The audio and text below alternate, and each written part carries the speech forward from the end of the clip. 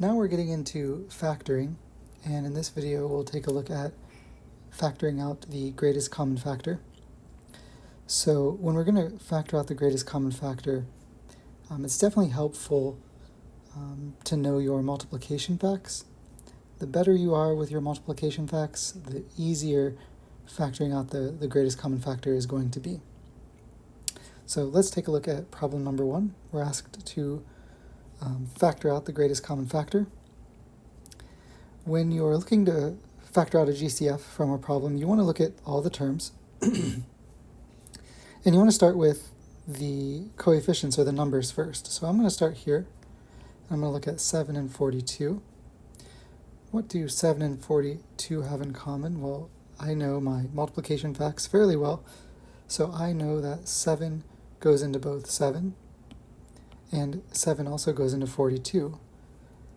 And that's the biggest number that would go into either of them, so the GCF in this case so far is 7. Now I'm going to take a look and see, do they have anything else in common? This one has an x, but this term does not have an x, so it doesn't look like they have anything else in common. So 7 would be our GCF. Now we're asked to factor that out. And to factor it out, that means we write the GCF on the outside, and that's going to leave us something on the inside of parentheses here. And to figure out what's on the inside, when you factor something out, all you're really doing is you're dividing each term by the greatest common factor. So if we do this division here, 7x divided by 7, well, 7 divided by 7 is 1, so that leaves us with x plus, and 42 divided by 7 is 6, so we'll have x plus 6 on the inside, and we have successfully factored out our GCF. And we can kind of test ourselves here. If we were to distribute or multiply, 7 times x gets us back to 7x. 7 times 6 is 42.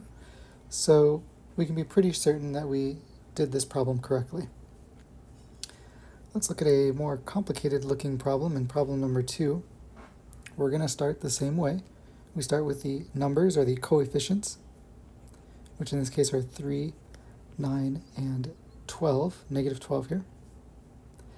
Looking at 3, 9, and 12, maybe I don't know my multiplication facts very well, so I write some out on the side here. We have 3, and I know factors of 3, or ways that I could make 3. It's just 1 times 3. And then we've got 9 here. Ways to make 9. Well, we could do 1 times 9, or we could do 3 times 3, and I think that's it. So 1, 3, and 9 would be factors of 9. Let's look at 12 here. For 12, we could do 1 times 12 to get 12. We could do 2 times 6, or 3 times 4. So 1, 2, 3, 4, 6, and 12 would be factors. We're looking for the greatest common factor between the 3 of those numbers, and it looks like 3 is the biggest number that they have in common there. So 3 is going to be part of our GCF, which I'll keep track over here. So far we have 3. Now let's take a look at our variable terms here. I see a k here, and here, and here. Since all 3 terms have a k, that means we can pull a k out. We can use it as part of our GCF. So to pull a k out, we need to look and see how many k's exactly can we pull out of this problem. Well, you can only pull the variable term with the smallest exponent. So this k has a 7, this k has a 9, and this k has a 7. So the smallest exponent there is a 7, which means we can pull out 7 k's, or k to the 7th. So we'll add that to our GCF. Moving on to the next variable, I see an m here, here, and here. Since they all 3 have m's, we can pull or use an m as part of our GCF as well. The smallest exponent for m looks to be 4, so we can pull an m to the 4th. out of this problem. So we'll write our GCF on the outside. We know we're going to have some stuff left on the inside in parentheses. And when we pull out a GCF, remember all you're doing, all that means is you're dividing every term by the GCF. So it's also helpful here to remember your quotient rule, because that's what we're going to be using here. Alrighty, taking a look at our first term here. Well, 3 divided by 3, that's 1. K7 over K7, we use the quotient rule, and 7 minus 7 is 0. So those go away. Same thing with the m to the fourths. 4 minus 4 is 0. So those will cancel out. So in this case, we're just left with a 1 for that term. Moving to the second term here. 9 divided by 3, well, that's 3. K9 over K7, 9 minus 7 is 2. So we'll have a K2, K squared there.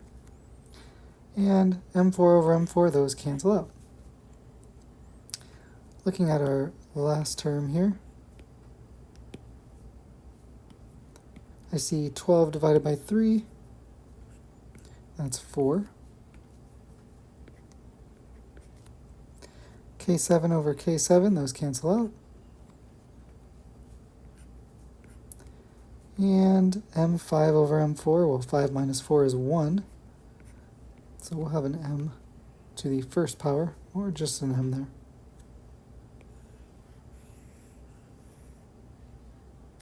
And we're done with that problem.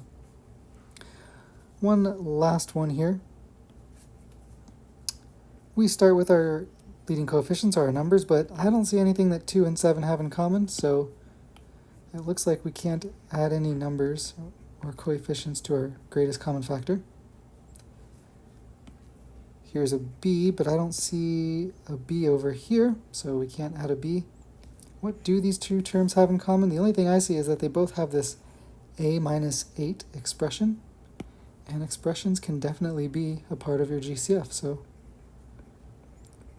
looks like that's the only thing they have in common. That's going to be our greatest common factor. So we'll write that expression, our GCF, on the outside. We know we're going to have some stuff left on the inside here. And just like the other problems, we're doing division by our GCF.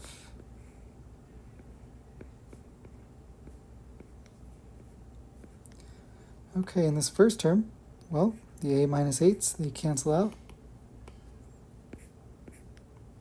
leaving us with 2b minus, and again, the a minus 8s cancel out. So we'll have a 7 there. And that problem was not too bad.